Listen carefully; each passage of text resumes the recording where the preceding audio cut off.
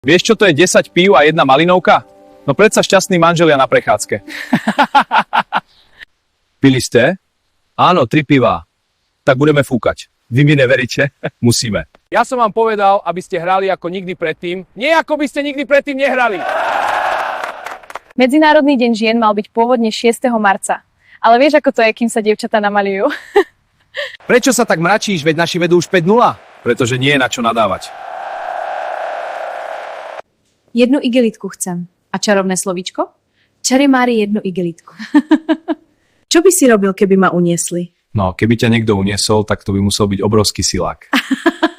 Každá žena má niečo pekné. Jedna oči, druhá vlasy, tretia kamarátku. My chceme prácu! Tá poďte vy. Ja? Prečo práve ja? Neviete, kde sú moji rodičia? No, skryť sa mohli hocikde. Chcem zlato. Môže byť aj 100 kilo? Zlato, prišli si po teba. Tak čo ti povedali? Boli veľmi struční, dali mi hneď na hubu.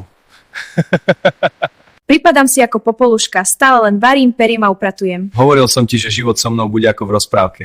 Strašne mi je ľúto ľudí, ktorí nepijú, lebo keď sa ráno zobudia, tak už lepšie nebude. Žena ma vyhodila z domu a teraz spím s obsom v búde. Mne to nevadí, ale on už začal na mňa divne zazerať. Máte jednoložkovú izbu s tečúcou vodou? Máte smolu, včera nám opravili strechu.